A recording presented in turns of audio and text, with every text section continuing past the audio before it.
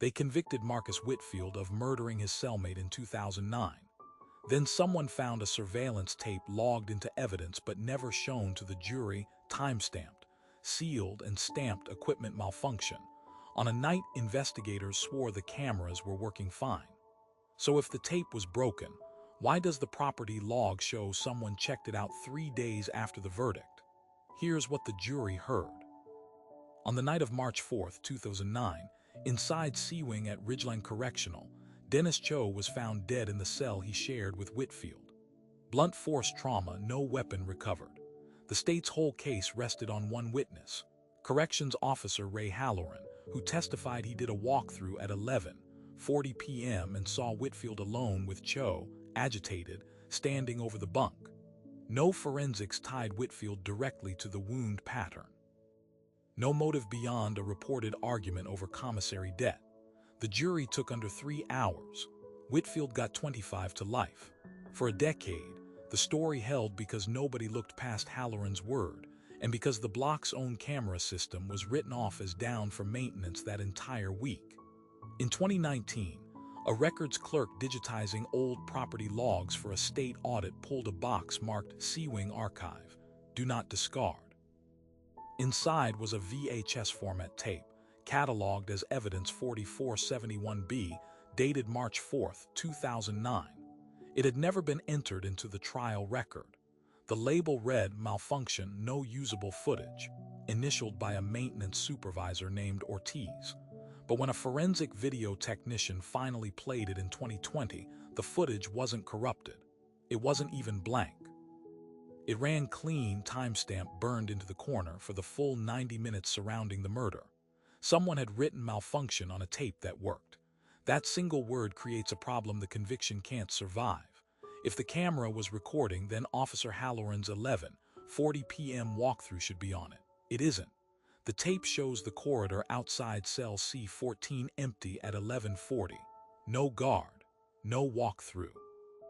Halloran doesn't appear on that camera until 12:07 a.m., 27 minutes after he swore, under oath, that he saw Whitfield standing over the body. Either the timestamp is wrong, which the technician ruled out after cross-checking it against the facility's shift change log, or the only witness at trial testified to something the tape says never happened at the time he said it happened. Here's why that tape sat in a box for 11 years instead of a courtroom. Ridgeline's surveillance system wasn't state property. It belonged to a private contractor, Meridian Custodial Services, under a maintenance agreement that made the footage proprietary equipment data, until formally requested through a subpoena naming the contractor directly. Whitfield's trial attorney subpoenaed the prison. He never subpoenaed Meridian. Nobody outside the facility's own maintenance chain had the legal standing to pull the tape, and the people inside that chain were the ones who logged it as broken. The evidence didn't disappear.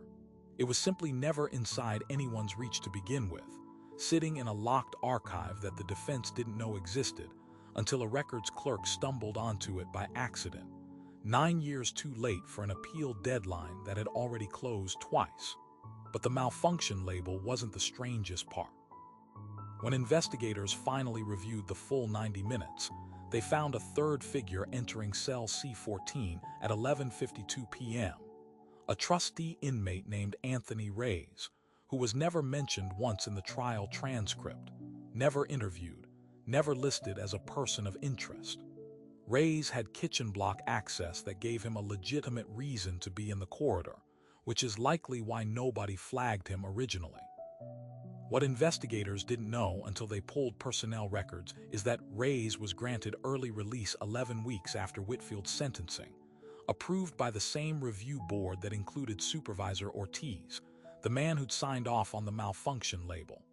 2 men, 1 tape, 1 signature connecting the missing guard, the mislabeled evidence, and the early release, and nobody has ever explained it as coincidence under oath. If Halloran wasn't where he said he was, and Reyes was in that cell with no explanation on record, the conviction doesn't just weaken, it loses its only witness and gains an unquestioned suspect the jury never heard of.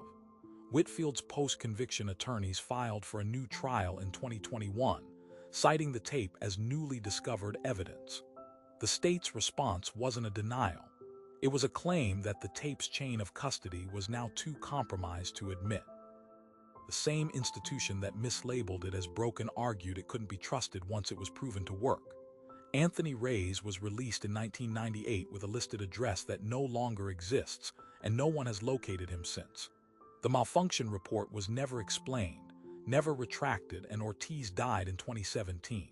So the tape sits in the record now, working, time-stamped, undeniable, and the question it answers is smaller than the one it opens.